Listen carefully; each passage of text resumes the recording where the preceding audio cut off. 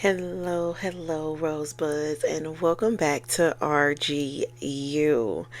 If this is your first time here and you skipped around in the school classroom here with us at the Rose Garden University, let me introduce myself. I am Kimberly Ann. I am a single mom of three beautiful children. I am currently rotationally dating. I have gone through about 4 to 5 years of extensive spiritual, physical, and mental healing. And I literally have created this entire course to help other black and brown women like myself. And I'm not saying that my course is only for black and brown women, but our struggles are definitely different from our lighter counterparts. So this course, excuse me, from beginning to what may never ever end, is literally geared towards the black and brown women that are in the urban areas where we're dealing with a lot of one parent households. Some of us may have came from that. Some of us may have come from toxic two parent households as well. A lot of us are single parents. A lot of us are the mom that does it all, the woman that overdoes, possibly overperforms, and a lot of relationships that don't even deserve our performance. In today's class, we are tapping into section 201, Femininity's 201, releasing the strong black woman womb. I myself have suffered from this wound. I am actually probably still really working through it, but I'm so far into my healing journey and making sure that I'm conscious about the decisions I make, the things I say to myself, how I relate to myself, the words that come out my mouth, the people I allow around me, and the information that I ingest, that becoming a more grounded excuse me, sovereign, sacred woman is becoming more and more natural to me. So when things come up that are a wound, I'm able to work through them right away.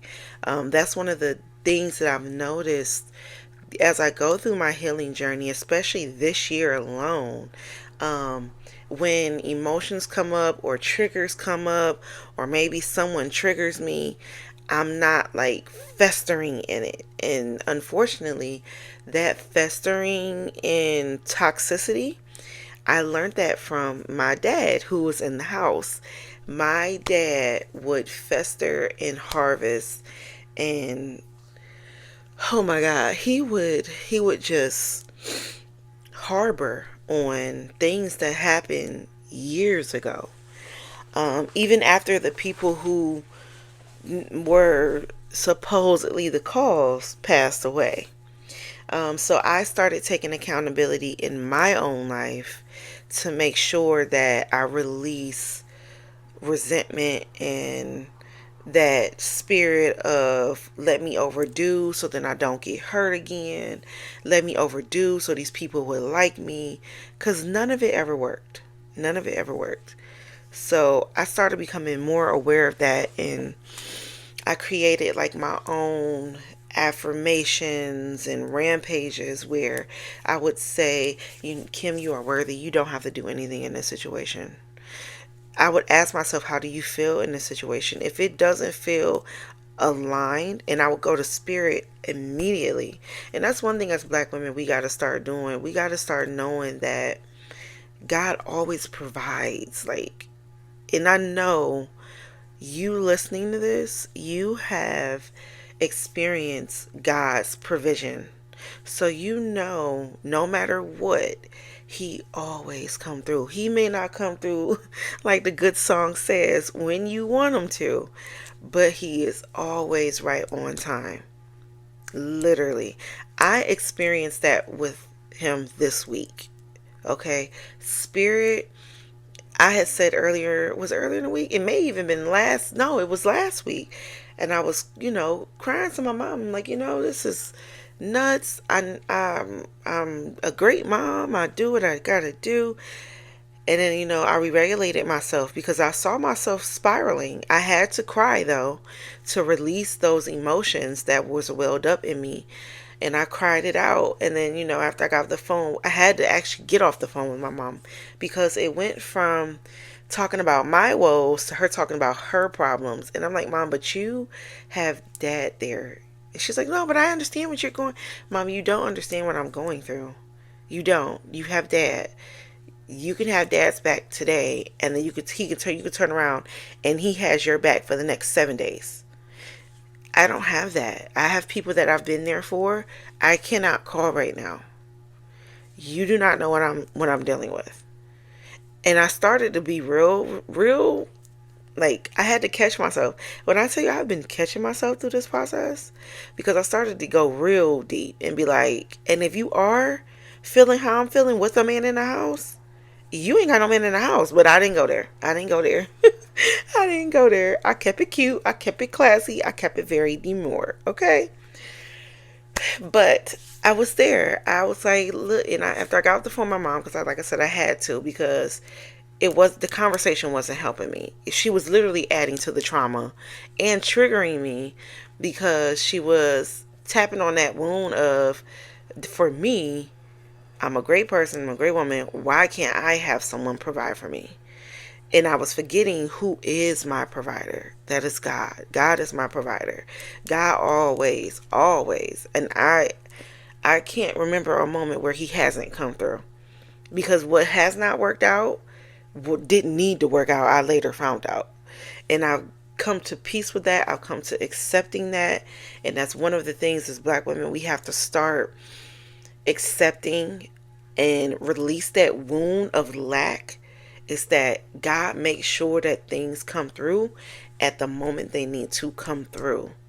And we can actually help spirit. We don't have to help God. Let me put it that way. Let me not say that.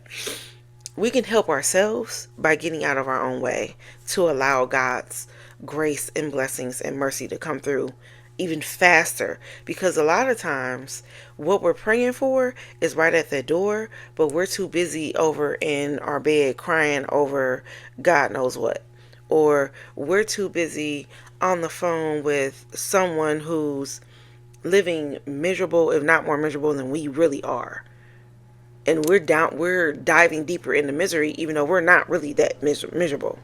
So we have to, I started to watch, and when I got off the phone with my mom, and I said, Lord, listen, I know you got our back. Like, Spirit, I know you with us. You've always been with us. And I just started thanking him for everything, thanking him for the home we're in, how it provides us with shelter. It's clean. It's when we walk in our home, it's like a breath of fresh air.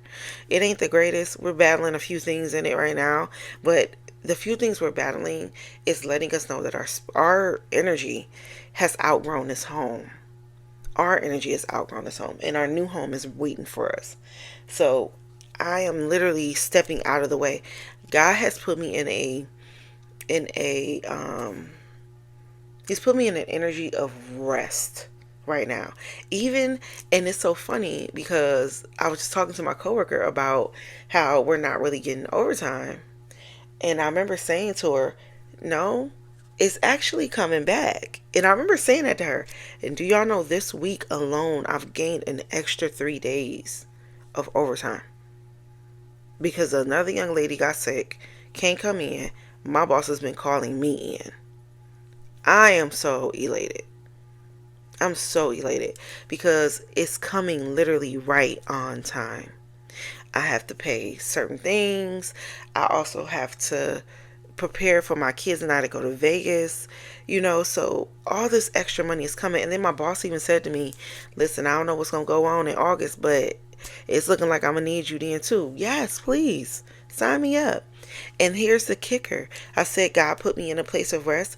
Do you know when I go into work now, I barely do anything because of the time window that I'm coming in on.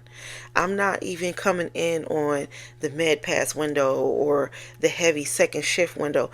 I'm coming in the middle of the day when I'm literally coming in just to chill. I'm not doing too much. I'm not, I'm just like a helping hand. So I'm loving and I'm so grateful to Spirit for this rest. But I don't want to, I'm only saying this to give you guys a visual picture of, as you're breaking these wounds, what it looks like for me.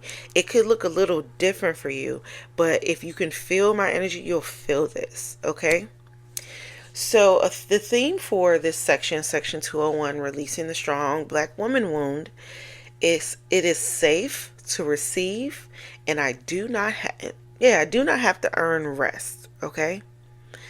It's safe to receive. I do not have to earn rest. I'm reading off my notes, so forgive me if I kind of rephrase, because it's like it's hard for me not to go off script with this, because this is it's such an amazing topic, and I'm so honored to be touching on it and talking about it.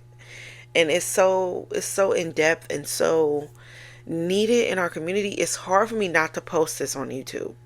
It's so hard for me not to post this on YouTube. Not to mention that, not to say that I might not post like bits and pieces of it. I might post bits and pieces of it because people really need to hear this, okay? So, part one, we're going to talk about the historical and spiritual weight of this archetype, the strong black woman. The strong black woman is not just an identity, it is a survival strategy rooted in slavery, systemic racism, abandonment, and generational betrayal. It has literally become a badge of honor for women all across the board. And a lot of people think that strong black woman wound is like something we just deal with here in America. No, there are women across seas who are dealing with this too. Okay? It's more prevalent here in America because this is a system of oppression. It is getting away from that though. Look at God. Won't he do it? But I have created this course, so as our 3D reality is shifting and changing, the new earth thing, we're shifting and changing, okay? Our planet Earth is changing. I don't want you ladies to take this with you to your new life. If you are here and you are in this course, you are entering your new life. You're being prepared for it right now. You're in it. You're in the midst of, how you're in a plane and you're in between the cities? You're in the plane, okay? You are in flight. That's the best way I can tell you. You're in flight, my baby. You are not where you was. You are not where you about to be. You are in flight. So while you are in flight, this is the time to release what no longer serves you. From the plantations to the projects, from the welfare offices to the hospital room, from single motherhood to overachievement, we've been expected to carry it all. We've been praised for our strength but punished for our softness, celebrated for our endurance but silenced in our pain. And when we couldn't carry it, we were punished, judged, or left behind. We were told to get over it, push through, be grateful that you made it. I cannot tell y'all how many times my mama has said all three of those things to me. All three of them. Lately, as she realized her daughter has been proudly working through things, I've noticed a lot of those things are starting to kind of fade away. And I'm noticing they're fading away because I can feel that she's noticing where she has neglected herself. I can feel that through the phone, through different experiences. I'm going to take y'all through a story because I don't even necessarily know if I can really label. I am gonna label my mom a strong black woman, and the reason why I'm gonna give her that label, because she was taught to. It's so funny. She was taught to settle and taught to stick with the man that provides. And the moment she did it, this is crazy because I'm just realizing this in my family. The moment she did, her family turned on her. Now, I don't know exactly what all transpired. I was super young. Actually, I wasn't even around when they met my dad. Put it that way. Wasn't around. But I was super young when a lot of it started to boil over. Okay, before I actually remember the actual fight, when I realized my parents, or should I say my dad and my mom's family, didn't like each other. Okay, but my mother was taught to be with the man that provides. She found a man that provides. Her family hated the person she chose. That is, if that's not the hardest bullet to bite and realization to deal with. Now, granted, as I've gotten older, I understand why my grandmother possibly did not feel that my dad was the best choice for my mom. She saw something that my mom didn't, and I understand. Am I saying my dad's a bad person? No. Did he have some qualities that I now think about now after dealing with my youngest child's father that I'm like, I see what my grandmother saw. I understand. Yes, right? My mother was a strong black woman because she settled. She got punished for following societal norm, what she was taught, and then alienated. Okay? Now, what I feel sorry for my mom for was she never woke up. She never woke up. She never broke the cycle. 444, as I say that. And she never left. And now, all she does is complain. When I tell you I prayed against that outcome so hard because I was married. So this isn't my youngest child's father. Now we're to my middle child's father. I was married. I did what I thought societal norm was. I found a good black man. He worked. But what I did not realize was what I wanted, which was a providing man. I thought I needed to find someone who just worked. I worked. We're good. We mesh together and we grow. That ain't how it worked out. I woke up. I saw the pattern and was crazy, just like my mom got punished and basically casted. My parents did the same thing to me. They didn't like my husband. I did exactly what I thought they wanted me to do, and I got punished for it. Just like my mom. But unlike my mom, I shut it down. I broke the freaking cycle. Okay? I broke the cycle and I left. I wasn't happy. My mom has not been happy for a long time. Well before my brother and I even left the house. She wasn't happy when she was getting hit on. I was going to say something else, but I'm not going to say it. But I know it was happening in their relationship, which was part of the reason why, oh, here, I'm going to put you in a business. Stay there. I know y'all get where I'm going. I wasn't happy. I left. Now, where I fought myself at, and I'm teaching my baby girls to not do, I fought myself for leaving each situation. So I left each father, but I never took the time to heal from each one, and I kept running into the same devil in different vessels. So I'm teaching my daughters and you guys, don't do that. When you leave someone, stop and heal the wounds. You will bleed on the next person. You will bleed on your children. Heal the wounds. You don't want to be teaching your children from a place of pain, because all you're going to be doing is teaching them more pain. I pray to God all the time. I pray to Spirit, listen, please allow me to teach my kids from healing. And I feel like I am doing that. I do. I do. But I done got off topic again. Let me get back on script. I created a script that I don't even follow. Isn't that crazy? But that's just how this works. And that's how healing works. Sometimes you're not going to always heal. Healing is not a straight line. Healing is like, it's sporadic. It's a tesseract. That's what it is. Healing is Metatron's cube. You know how I got all the orbs and stuff and all these pathways to all the different orbs? That is healing.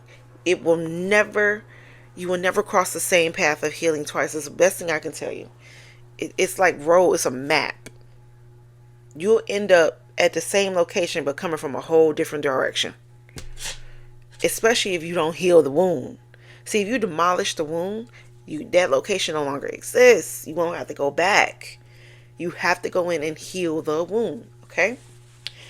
So we were celebrated for our endurance, but silenced in our pain. And we've been praised for our strength, but punished for our softness. And when we couldn't carry it, we were punished, judged, or left behind. Like I said, we were told to get over it, push through it, be grateful. The strong black woman archetype says you must be everything for everyone. You are not allowed to break down. You do not get rest. And if you don't hold it all together, no one will. Baby. I have been told that too. My mom has said that. My mom has so many times. So many times. It teaches us that love must be earned through labor. That softness is weak. And that asking for help is dangerous. My dad had me thinking that allowing a man to do for me was a dangerous thing. It had me thinking that allowing a man to do for me, I had to give something up, like my body or something.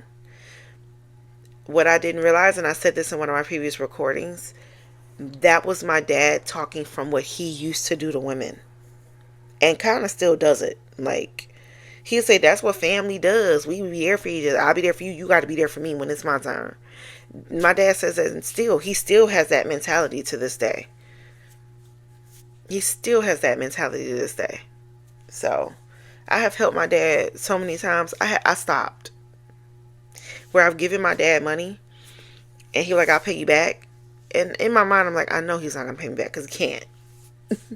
He can't. He's a play rich broke nigga. And I hate to even say that about my dad. That's my dad.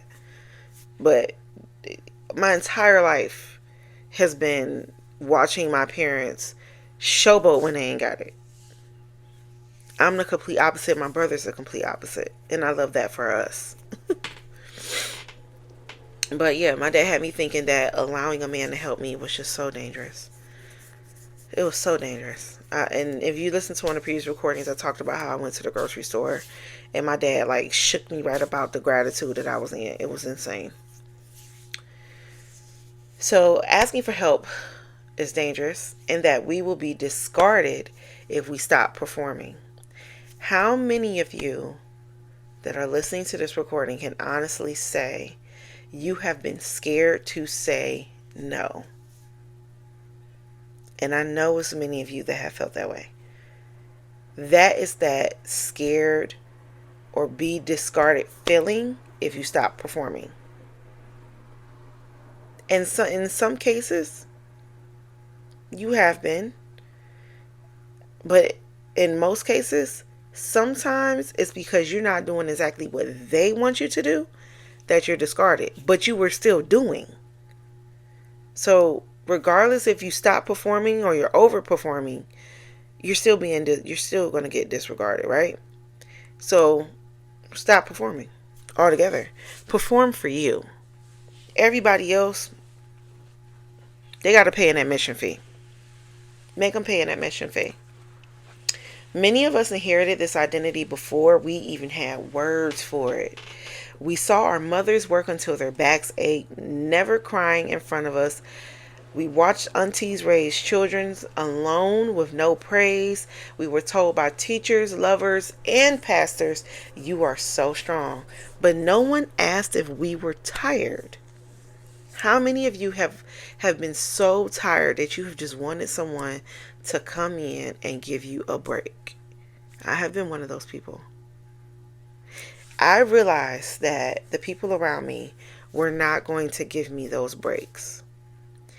And I created an environment for my children and I where it allows them to be self-sufficient, to give myself the break.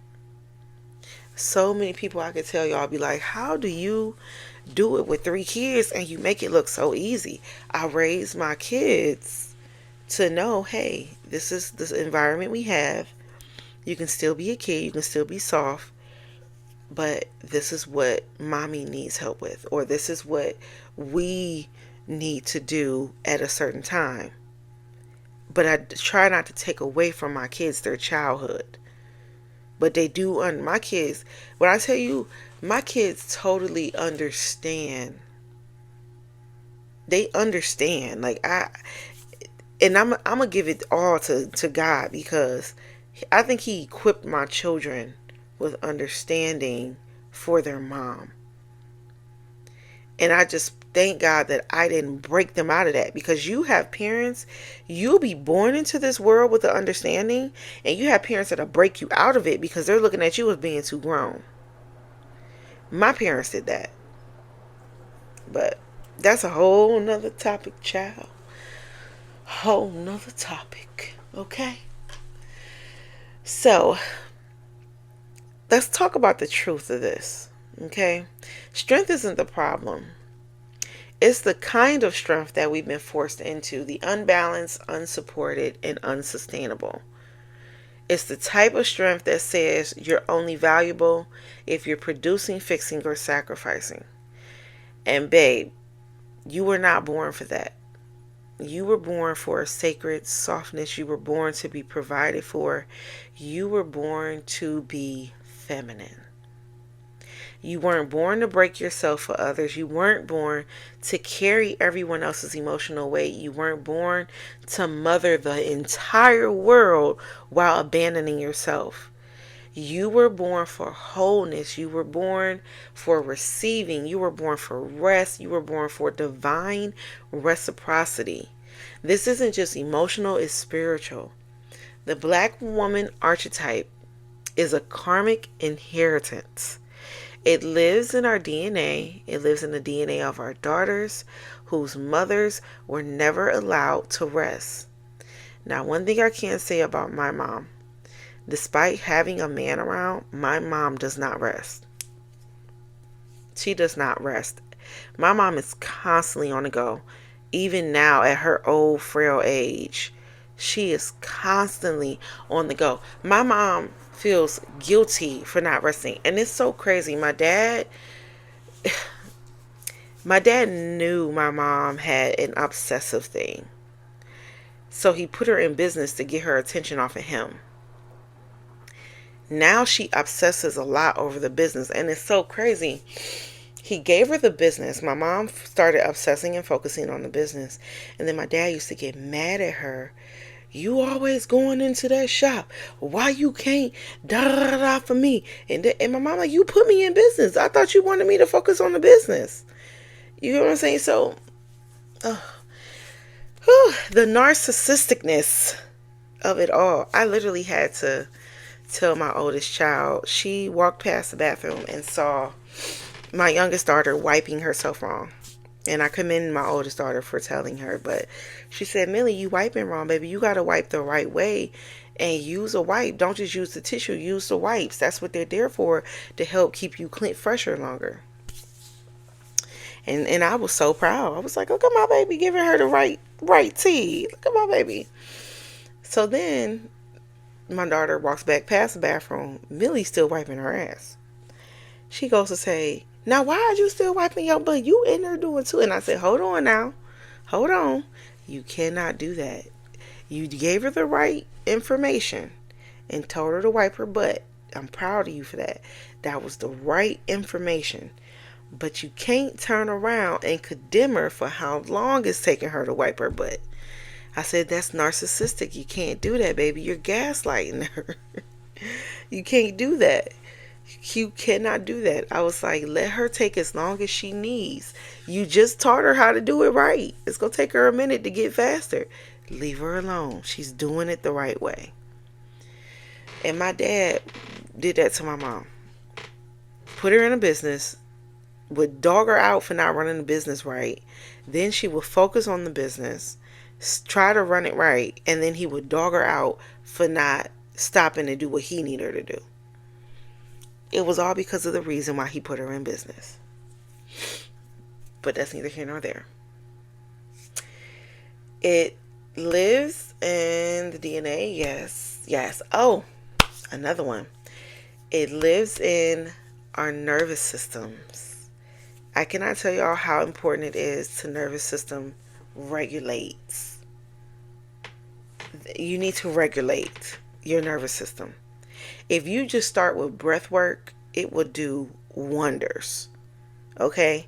If you just start with taking deep breaths, conscious breaths, feel your body. Whew. I'm so sorry, y'all. Feel your body sucking in the air, releasing the air. If you just start there, you will begin to help your body start to re-regulate itself. I have had to re-regulate myself. I still do it now. Because if I don't, it'll get out of whack. So, it lives in the nervous systems of women who had to become adults way too soon.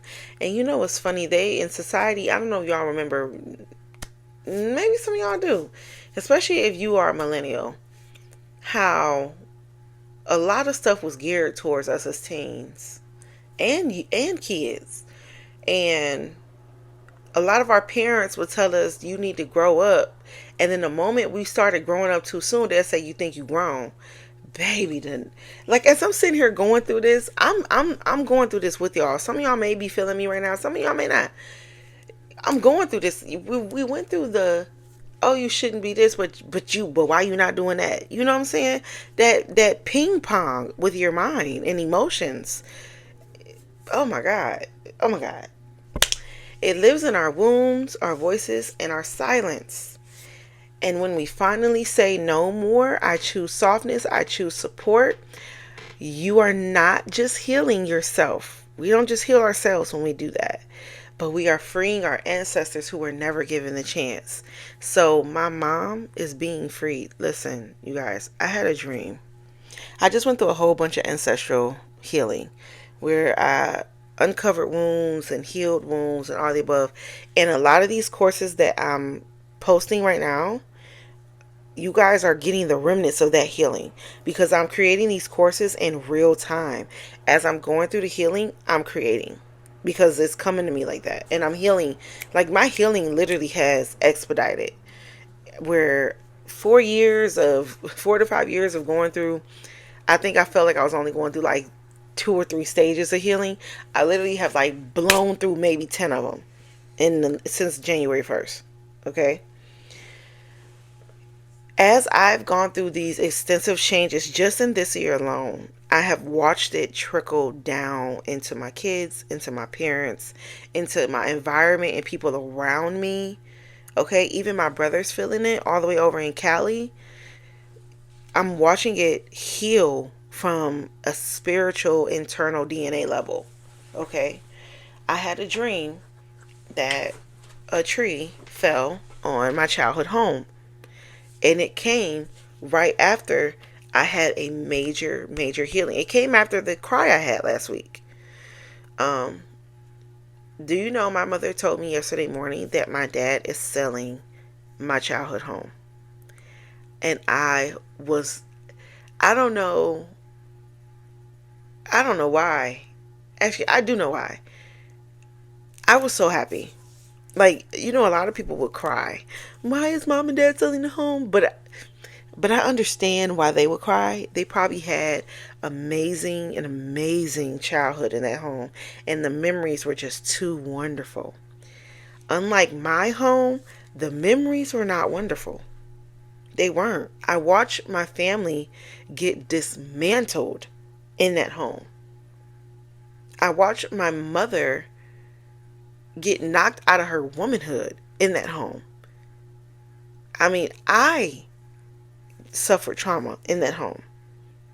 So, and I'm not talking like sexual trauma. I never experienced that in there. I mean, there was, sexual trauma, but that was I almost want to say my own doing, because I was liking boys. Different story. That's male betrayal. That's a whole nother topic. But that's besides the point. But that house carried so many painful scars. It needs to be taken out of our family. It needs to be. It no longer needs to be in our family.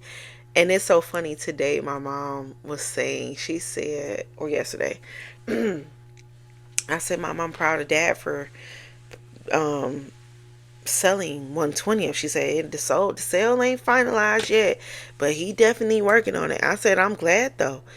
She said, yeah, he should have never bought that in the first place. I told him that we didn't need to be down there. I wanted to be up in Cleveland Heights and da da da. My mom was going in. It's so crazy. At the time, she was accepting less.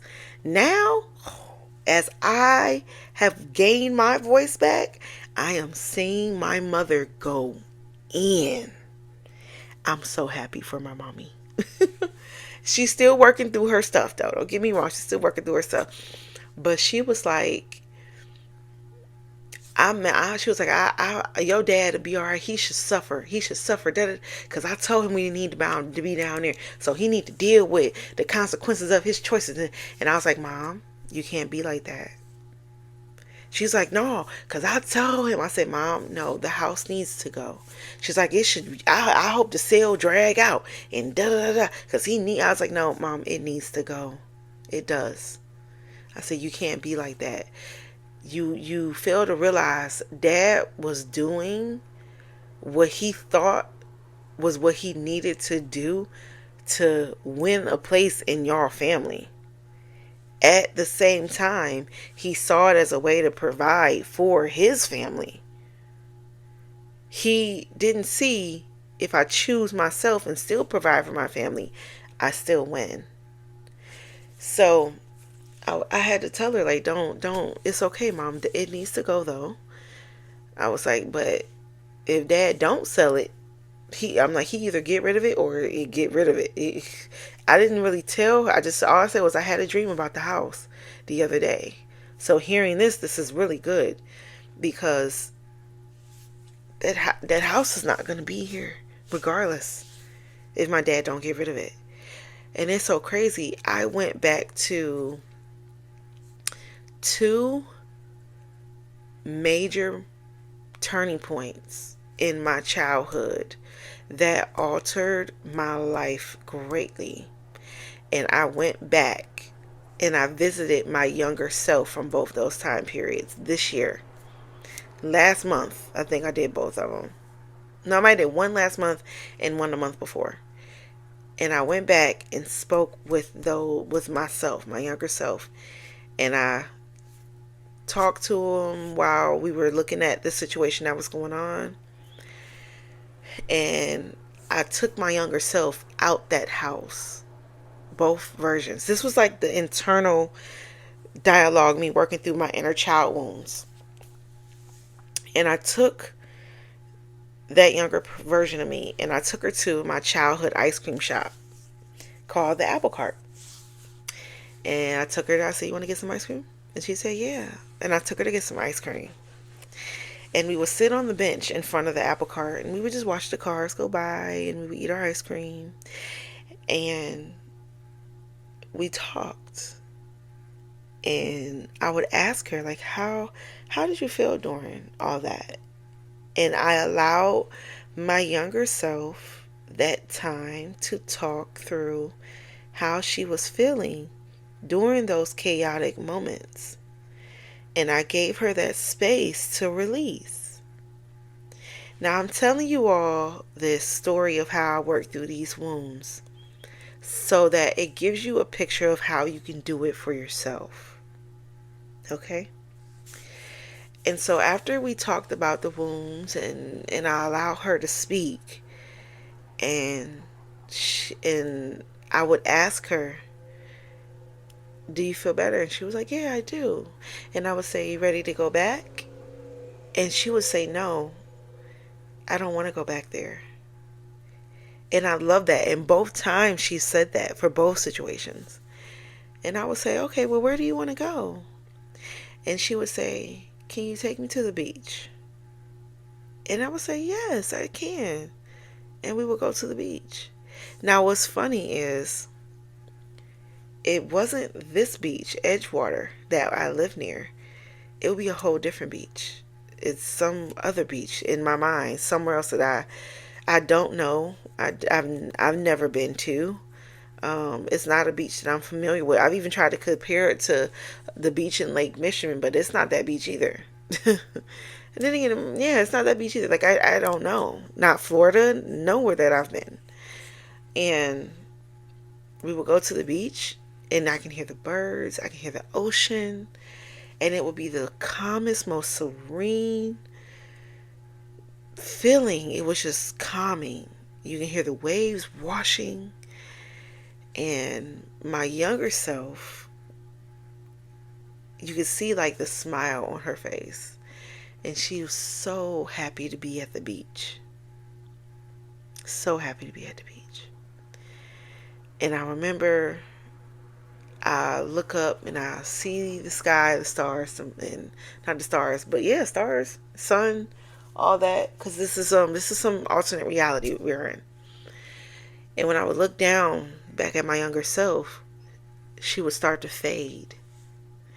And as she would start walking towards the water, and she would fade into the water. And I knew then that I had healed that wound. Now, I'll never forget the wounds, but I knew that the wounds were healed. And each version of my younger self that I went back to, and I allow her that space to tell me how she felt in those moments, and I allow her to vent, and then I would give her beautiful words of encouragement. I even gave my younger self beautiful words of encouragement, and I would let her know, this moment does not define you. This moment is not what your family will look like. Your family is much more beautiful than this. It's not exactly the way we want it, but I can tell you right now, it's so beautiful and it's so peaceful. It's nothing like what you're looking at right now. I can tell you that right now. So you don't have to worry how the future would look. Like I'm ready to cry talking about this. And I would let her know that, I would give her that reassurance that it's okay. And she would fade into that water with the biggest smile on her face. And I knew in those moments that I gave my younger self that release from that home that she needed. So moving forward to right now, hearing that the house is finna be sold, that let me knew that I released major wounds that was created in that house, and I've healed them. Because now God is taking the symbolism of pain out. He's taking it away now so that it no longer exists in our bloodline. Because people don't understand, when you buy houses and you raise kids in it, you literally have now purchased a vessel that holds your DNA. You've taken this house and you stamped it on your DNA. So whatever memories you create in that house, whatever lessons you learn in that house, whatever you do in that house is embedded in your DNA. And that house is the hub for that home. So be careful what memories you create in a home. But be careful what you teach your children in that home. That house will always be the vessel for that. It will always be the vessel for that. So I'm so honored that my childhood home is being sold. I'm so honored. And even if my dad reneges, the dream that I had, that house is going to go anyway. He ain't got a choice now. Even if because my dad never wanted to depart with that house. That house was his pride and joy. He was trauma bonded to the house. He bought it from my mom's family. My mom felt like the family was being really honorary, putting us down in the hood like that, because they wanted my parents to fail. And my mom never wanted that house. So my dad held onto the house, not out of we need a home for our family, but out because after my brother and I left, he still wouldn't give it up. My brother and I have been gone for over 10 years. He held onto the house out of like a badge of honor. I went through so much to get it. I built it. I did this. I redid that. You know what I'm saying? I fought my wife family in it. They couldn't break me down. He held it as a badge of honor. His pain in that house became a badge of honor. He let it go. And with us as women, we have to let go of the wounds. They cannot be a badge of honor. And I told you that story to tell you how I released the wounds because I no longer wanted to wear those. By the end of 2024, all that I had done in 2024, I was not proud of because I realized what I had done. I had built an empire on pure masculine energy. And if y'all see any way of how our world is going right now, pure masculine energy is not the way to go. It is not. Whew. Breathe that out. I gotta breathe that out.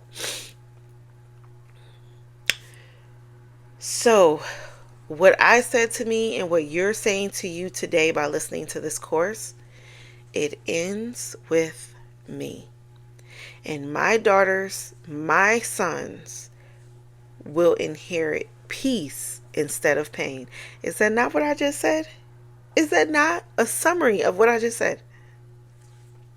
So now we're going to go through a release ritual. It's a few steps. And you're going to be surrendering your hyper independence. Yes, it came in handy when we needed it. Take the skills that you learned, but let go of the hyper independence. Allow reciprocity, okay? Allow God to help you in mysterious ways. Allow God to miraculously show up for you through people, places, things, okay? So let's go through the setup. Make sure you guys are writing this stuff down, okay? You're going to get a small bowl. If this portion of the course is not for you, you are more than allowed to skip to the end. Okay, I think I want to do timestamps. Let me write this down. Write down the timestamps. So 47 timestamps. Beginning a ritual. I'm gonna do some timestamps. So the setup, you'll need a small bowl of water, a candle. Sorry, my daily alarm. A piece of paper and pen, and a quiet space. This space is now your sacred space. Okay? You are creating an altar to your healing. You cannot rush this process. You have to take your time. You have to take your time. Rushing this process is not going to do nothing but boomerang you back to the beginning. Okay? Allow this altar to unfold naturally for you. Okay? You may add more than just what I'm doing to this, and that's okay. The beauty of creating a ritual is creating something that connects you to the outcome you're trying to get from that ritual. So step 1, you're centering breath work. I want you to breathe in through your nose, out through your mouth. Make sure you drop into your shoulders. Make sure you are fully relaxed. Make sure you soften your belly. And I want you to let the mask fall off. Okay? Let the mask fall off. I want you to say this affirmation out loud right before you're ready to light your candle. And your candle can be white. I should have said that before. It can be a white candle. I prefer white because it purifies. But I want you to say, I am safe. I am held. I don't have to carry it all. And I want you to say this over and over and over to yourself until you can feel that your body believes you. Step 2, on a piece of paper, not in your journal, on a separate piece of paper. Remember, you're just writing down these steps in your journal. And in that paper, you can either use a brown. I like to use the brown paper bags that we get from the grocery store. I love using those because it gives it that rustic, ancestral feel, and they're easy to burn. On that paper, write the sentence, I became hyper independent when. And I want you to let whatever truth come up, let it come up, and write it down after that statement.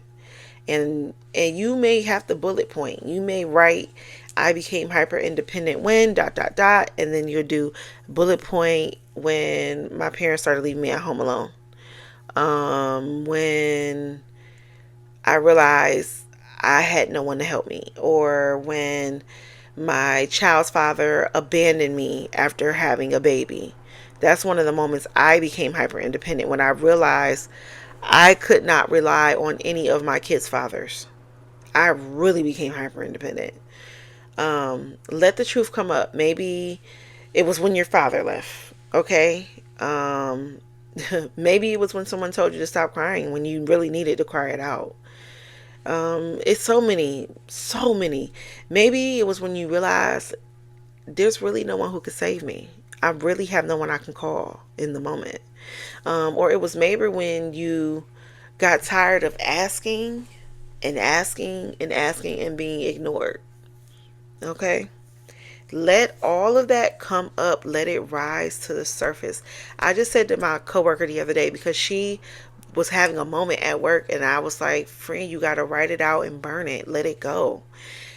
I was like, stop pushing those emotions down. And I had just told her, because I read her natal chart, and I said, she's like, I just want to know when my man coming. I said, well, here's the thing. Your man can be here between, now, Thanksgiving, end of the year-ish. I said, but it's only going to happen if you allow yourself to release. And she was like, what do you mean? I was like, you're going to be going through a series of emotional releasing soon. It is imperative for you to let it happen. And she's like, what do you mean? I said, don't worry. You'll call me when it happens. So I walked out, get ready to leave, and she was having a moment. And I said, friend, let it out. Get you a piece of paper right now. Write that shit out. And she was like, I keep trying to push that. I said, don't. I said, those emotions are coming up to make space for your man. They're coming up to make space for your man. Let it out. You cannot bring a whole, full man who's ready to be there for you and ready to provide if you're holding on to past trauma. You're going to bleed on him. Let it out. I said, those emotions are like a bottle top or cap or a bottle. I can't even think. I forgot what I called it. I think I called it a bottle cap. I said, you know how you push it down on the water and it pops back up? She's like, yeah. I said, that's how those emotions are going to keep. They're going to keep doing that until you pull the top out the water, look at it, examine it, realize it don't need to be in the fucking water in the first place, and throw it in the trash. She was like, oh. I was like, yeah. Let it out. So let those emotions rise. Let everything that you're realizing where you literally had to become this strong black woman. All those moments when you were forced into strong black womanhood. Let it rise. Witness it. But don't re-internalize it. Re-internalizing it. So festering on the emotions, the moments, festering on what you should have said, what you didn't say. Don't do that, because you're re-traumatizing yourself. However, as you witness it, if some of those emotions come up, do not deem yourself as crazy or failed. You have not. Those emotions are coming up because they need to. You were conditioned to survive alone. You did not fail by surviving alone. You were conditioned that way. Step number 3, speak the release. Okay? With your one hand over your heart and another one over your womb, I want you to say these words, and I'm going to try to go as slow as I can. Sometimes I don't, but I'm going to try. I honor the version of me who held it all together. I'm going to say it again. I honor the version of me who held it all together. I honor the girl who survived without help. I honor the girl who survived without help. But now I release the lie that I must suffer to be worthy. I release the lie that I must suffer to be worthy. I release hyper independence. I release hyper independence. I call in softness, partnership, and peace. I call in softness, partnership, and peace. If you are crying by this time, let those tears fall. There was a video on YouTube that talked about when a woman cries, spirit moves. Baby, if that ain't true, there have been so many moments where I have cried and spirit has shifted things for me. And all I did was cry to God. And He moved. Spirit just whoosh, across every dimension, and has moved for me. Okay? This is your spiritual exhale. You are not weak. You are healing in this moment. After you're done with this, I want you to tear the paper up, drop it into the water, let it dissolve, and let it go. You can also burn it if you choose in that candle. Okay? You can burn it. You don't have to drop it in water. I sometimes use water as a cleansing mechanism, but you got to use the right type of paper, like a tissue or something, to dissolve in water. You can allow it to do that. But sometimes I'm like, nope, I want it gone, turn it to ash. So I burn it. I prefer to burn it.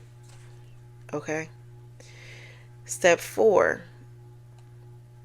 I want you to look into the candle that should already be lit. And then I want you to put your hand and both your hands, one over your heart, one over your womb. And I want you to say, this light represents my freedom. It is safe to receive. It is safe to be supported. It is safe to rest. And I want you to close your eyes and breathe deep. Let the flame reflect your new truth. You are not meant to be the torchbearer alone forever. You are becoming light for yourself. So many of us have shined our light on other people, expecting them to be something great for us. And they were never even capable of being that for us. We were the light. We were mirroring our greatness onto other people. Okay? Affirmations for releasing the wound. You guys can write these down daily and repeat them to yourself, or either or. It's up to you. But if you guys want, I am going to put these in the description below so you guys can come back to them and see them. But I'll go over them quickly because we are reaching an hour. I did not realize it was that long. But you can say, I do not have to be everything for everyone.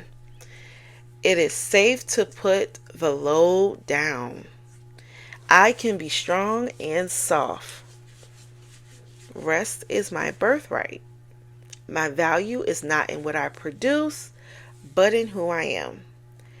I allow myself to receive support without guilt. My softness is sacred. Let these be more than words. Let them become new beliefs etched into your nervous system. Okay? And then some optional journal prompts you ladies can do. You can ask yourself, what does strong mean to me? And where did I learn that definition? You can also ask, when did I first believe I couldn't ask for help? What would it look like to live a life that is supported, soft, and still powerful?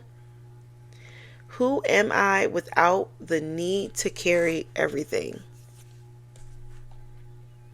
And there's some integration practices that you can do daily. Wear soft fabrics and speak kind words to yourself. Ask for help once a day, even in small ways. Replace I got it with I receive support with ease. Rest without apology, even if it's just for about 10 minutes in silence. Excuse me. Light a candle in your sacred space, on your desk, work desk, whichever, and say, I choose softness today. And for some closing thoughts, you are not here to be a machine. I remember telling one of my friends that I was built like a machine. I remember telling one of my friends that it's so crazy. I said that way before I got this point in my life. I said that in 2024. I said I was made to be robotic. I was made to be robotic. I said, and I told him that. I had that realization. I said I was made to be robotic. I was made to not feel. I was made to not express what is wrong, what I need, who I needed. I was made to be robotic. I'm a machine. I remember telling him that. And I remember telling him that because of how he was trying to raise his daughter. And I said, please do not raise her like that.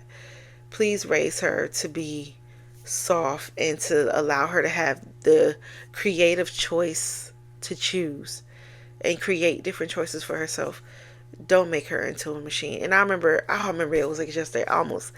I almost cried in front of that man. And I know he probably felt my emotion swelling up. And the moment that I realized I was a machine, I was not a human being. I was a machine to people, places, even my parents. I was not a person. I was useful. That's what I was. To people around me, and when I realized that, that was one of the pivotal moments where I was like, I don't think I want to be doing Curvy Roll next year. Because I no longer was Kim. I no longer was sassy. I was Curvy Roll. I was an event. I wasn't a person. And I was like, this is not what I wanted. I wanted a community. I was trying to create a community. But I lacked boundaries. And that's why I had to end Curvy Roll. Curvy Roll represented the version of me that lacked boundaries, that lacked the ability to ask for help, that lacked the ability to accept help. It was hard for me to even accept help from people because I felt like they were coming in with an ulterior motive during Curvy Roll. And that's what Curvy Roll represented. My greatest business idea of all time, I had to let it go because of what it was built on. And I'm not saying that it will never come back. It may, but it just won't come back here. So, you are not here to sacrifice yourself, my love. You're not here to sacrifice yourself for love. You are here to live, to rest, to receive, to rise. You are here to be sacred, to be soft, to be free. When you surrender the strong black woman wound, you step into your divine feminine power. Not because you stopped being strong, but because you started being whole. That is the end of our class today, ladies. I hope this touched you. I hope this brought some light to you on how to start healing those wounds and realizing where they came from, where their origination is, and going back and shutting it down. Let this be the last time you overperform. Let this be the last time you feel in your soul you can't ask for help, you can't rest. Let this be the last time for yourself. Okay? Cry to God, watch Him move mountains. Don't forget to do the homework below. Make sure you do the homework. It will help you hunker down even more than what I already gave you. You gotta do this stuff in repetition so then you can undo the patterns that you was repeatedly forced to live in. Okay, so now you got to force yourself to undo those patterns and to live in new patterns. So do the homework, do the journal prompts, do the rituals, do everything I tell you in this course, okay, to help you get through everything that you're going through right now. With love and so much more, to infinity and beyond. I love you guys. Thank you for tuning in to RGU, the Rose Garden University. Don't forget to head over to the YouTube channel. I do be dropping some gems and some teas over there, some inspirational messages, and we're going to keep glowing and growing and blooming together. Bye.